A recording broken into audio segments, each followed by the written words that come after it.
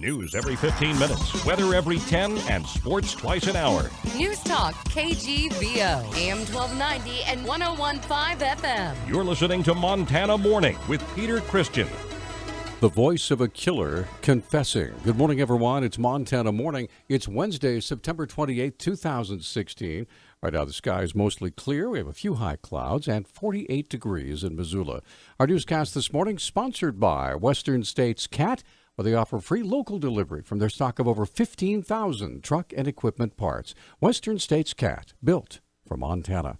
Scott Austin Price appeared in Missoula District Court yesterday and allocated to 5 felonies, including the stabbing death of 58-year-old Lynette Keener during a meth-fueled rage at the Super 8 Motel on December 21st of last year. District Judge Robert L. Dusty Deshaw asked Price to describe what he did before a packed courtroom filled with Mrs. Keener's family, law enforcement personnel, County Attorney Kirsten Papps, and Chief Deputy Jason Marks, who prosecuted the case. I stabbed Lynette Keener in the neck at the Super 8 Motel with the intent of killing her. Did she die as a result of what you did? Yes, she did. Deshaw then asked Price to allocute about the stabbing in a Missoula grocery store parking lot earlier that day. I attempted to steal a car, and in the process of stealing a car, I stabbed Susan Ledger and did so with the intent to kill her. Where was she at when you stabbed her? At the Fresh Market parking lot by her vehicle.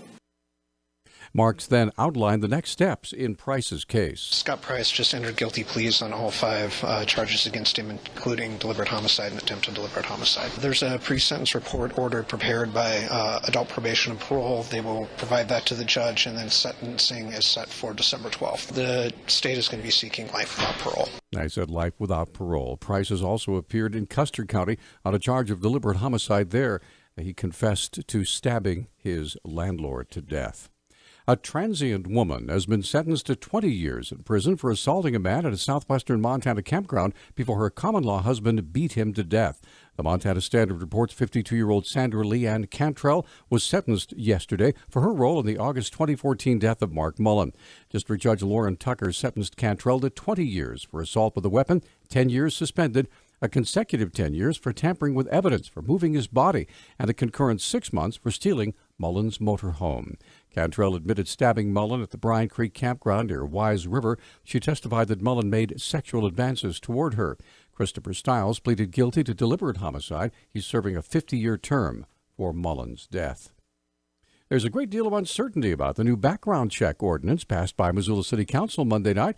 Police Public Information Officer Travis Wells says police will be enforcing the new ordinance when it takes effect.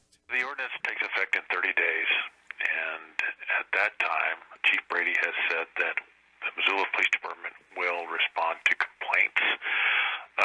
Any investigation will be driven by those complaints, and we will investigate them as we do other city ordinances.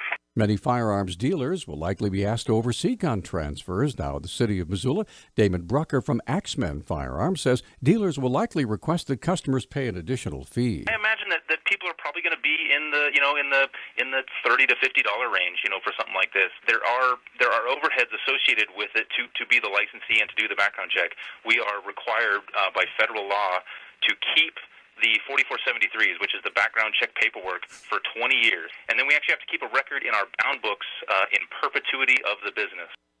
Because firearms dealers must take possession of a weapon in order to do the background check, things can get a little complicated, especially if the buyer and the seller both happen to fail to pass a background check. Brucker said at that point there's little or no guidance from the Bureau of Alcohol, Tobacco, and Firearms on how businesses are supposed to deal with a certain situation like that.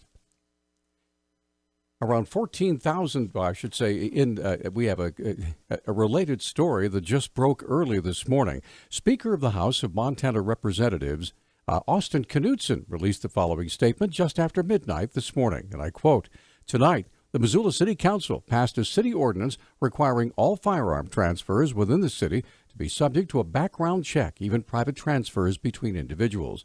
This new ordinance is in direct violation of Montana Code, which states a local government may not restrict or regulate the purchase, sale, or transfer of any firearm.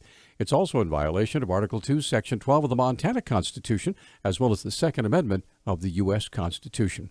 As the Speaker of the Montana House, I'll be exercising my power to request a legal opinion on this new Missoula City ordinance from Montana Attorney General Tim Fox. We'll have more on that story in our next newscast. Around 14,000 New West insurance customers were on Medicare Advantage plans. Will have to do some work now to stay on Medicare Advantage after last Friday's announcement that New West Insurance will be dissolving at the end of this year. Here's Medicare spokesman Mike Fearberg.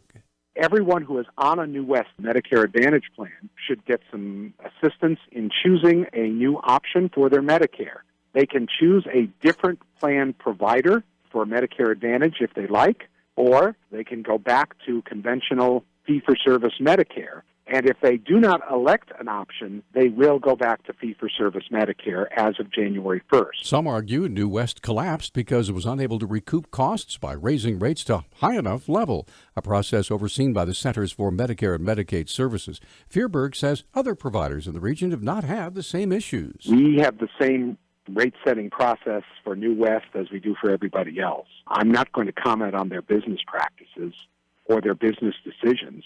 Those are theirs alone. But they have the same issues that everybody else does. And nobody else in our six-state region has chosen to exit the Medicare Advantage plan. So call 1-800-551-3191 for further details. Hundreds of vehicles a day backed up on U.S. Highway 93 between Missoula and Lolo are being delayed by a microsurfacing project being done by the state and the Riverside Construction.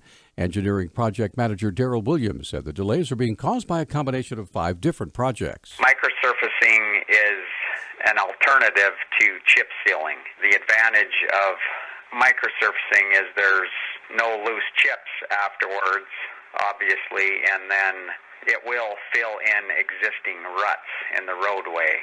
It serves the same purpose to extend the service lifetime of the roadway. Williams said the project should be completed soon. We are hoping to have the microsurfacing portion from the north end of Lolo to Buckhouse Bridge completed by the end of the week. And then starting up next year, probably in July, we will work from Buckhouse Bridge to Reserve Street. Williams said managers and workers have appreciated the patience shown by drivers between Missoula and Lolo during the project. Right now, it's 6:12. Newstalk, KGVO. Missoula's official weather station. Clear skies will continue this morning around the Missoula area, but a little bit windier in the region today. That'll mean it'll be a bit warmer this morning. High this afternoon, right about 78 degrees, with a chance of some showers tomorrow. I'm meteorologist Matt Gray for the NBC Montana Severe Weather Alert Team.